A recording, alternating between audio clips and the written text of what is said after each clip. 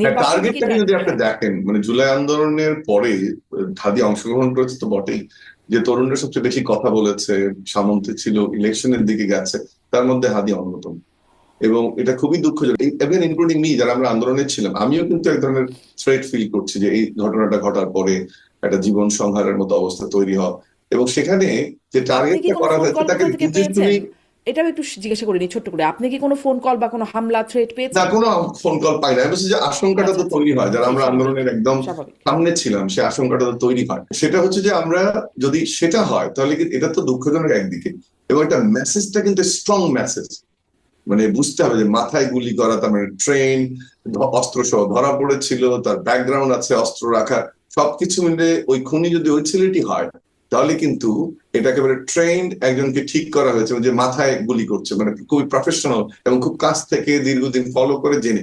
এটা অবশ্যই এই যে নির্বাচন বানচাল করা শুধু না, দেশকে অস্থিতিশীল করা, যে পক্ষগুলো এখন আছে তাদের মধ্যে দ্বন্দ্ব সংঘাতের সৃষ্টি করে। তুষার একটু বলার চেষ্টা করে যে অনেক পক্ষ নির্বাচন চায় চায় না, এই ডিবেট গুলো অনেক থেকে হচ্ছে, এবং সেটা মোটা দাগে এর ইম্প্যাক্টটা এখানে শেষ হওয়ার কোনো আমি আশঙ্কা দেখি না। এটা দীর্ঘমেয়াদী একটা আশঙ্কা তৈরি হলো, যেটা শুধু আর একটা জিনিস মাথায় রাখতে হবে, যে এই যে মেসেজটা গেল নির্বাচনী প্রচারণা, যেমন একদিক থেকে একটা আশঙ্কা তৈরি করলো, বাধা সৃষ্টি হবে মনস্তাত্ত্বিক এবং বাস্তব জগতে, একই সাথে আন্তর্জাতিক ভাবেও কিন্তু মেসেজটা খুব খারাপ গেল, যে ঠিক গণতান্ত্রিক উত্তরণের প্রথম যে ধাপটি তফসিলের পরের দিনে এরকম একটা ঘটনা ঘটলো, এটি খুবই দুঃখজনক।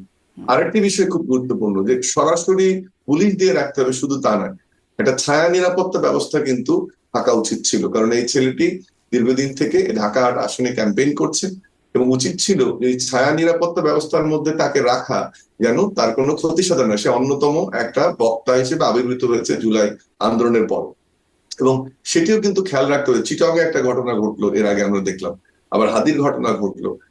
আমরা শুধু আলোচনা, ষড়যন্ত্র, এই তথ্যের কথাগুলো কিন্তু শেখ হাসিনার কাছ থেকে বহুবার শুনেছি, বাট বাস্তবিক প্রয়োগের জায়গাটাতে পরিবর্তন না হয়, যে আর কোন ধরনের ঘটনা ঘটবে না, আইন শৃঙ্খলা পরিস্থিতিটা নিশ্চিত করবে, রাজনীতিবিদদের এটার সাথে কাজ করতে হবে, গণমাধ্যম এর সঙ্গে ভূমিকা রাখবে, তাহলে কিন্তু এই আশঙ্কার জায়গা করতে করতেই ঘটনাটা ঘটে যাচ্ছে।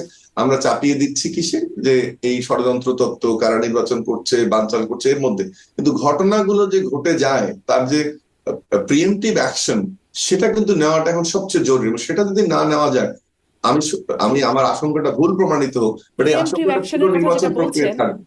প্রিএমপ্টিভ অ্যাকশনের কথা যেটা বলছেন, আমরা শুনছিলাম যে কিছু প্রিএমপ্টিভ অ্যাকশন এখন অন্ততপক্ষে এই হামলার পরে নেওয়া হচ্ছে। ডাক্তার আব্দুল নূর তুষার, আপনি কি আমাকে শুনতে পাচ্ছেন? তাহলে একটু ওই প্রসঙ্গটাই, যে নির্বাচন বা যারা বানচাল করতে চায়, আমি শেষ করি বলছিলাম আপনার যে যারা বক্তব্য। জি। নির্বাচন পেছাতে চায়, কিংবা এরপরে দেখবেন যে যারা নির্বাচন পিছিয়ে দেওয়া হোক, অথবা আপাতত নির্বাচন আর হবে না বিচার না হওয়া পর্যন্ত, এইসব কথা যারা বলবে, আমার ধারণা তারা একটা বড় বেনিফিশিয়ারি। বেনিফিশিয়ারি মানে যে হত্যার সাথে জড়িত ব্যাপারটা তাই না, কিন্তু এটাকে কাজে লাগিয়ে এটা বেনিফিট পাওয়ার চেষ্টা অনেকে করছে। কেউ তাদের ব্যক্তিগত শত্রুতা হাসিল করার চেষ্টা করছে, কেউ তাদের গোষ্ঠীগত শত্রুতা হাসিল করার চেষ্টা করছে, কেউ ট্যাগানোর যে রাজনীতি যেটা করে তারা এত বিখ্যাত এখন, এই ট্যাগানোর রাজনীতির মধ্যে প্রবেশ করেছেন, নতুন করে আবার ট্যাগানো শুরু করেছেন।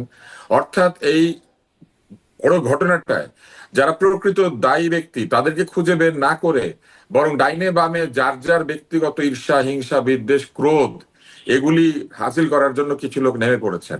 এটা খুবই নিন্দনীয়, এবং এইটা আসলে আমাকে খুব দুঃখ দেয়। বাংলাদেশের মতো এত জনবহুল একটি দেশে একজন তরুণ রাজনীতিবিদকে এইভাবে হত্যার প্রচেষ্টা করা হবে, কিন্তু তার আশেপাশের লোকজন সহ বিভিন্ন মানুষেরা নানান মানুষকে অপমান করে, কিংবা কাউকে ট্যাগ করে, কাউকে মিথ্যা অপবাদ দিয়ে তারা এক ধরনের ধোঁয়াশা তৈরি করবেন, এটা আশা করা যায় না।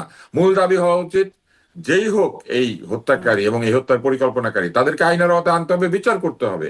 কে কোন পক্ষে তাদের কিচ্ছু আসা যায় না। বাংলাদেশের যে কোনো হত্যা অপরাধ, এবং হত্যার বিচার হতে হবে, এবং এই হত্যা প্রচেষ্টারও বিচার হতে হবে।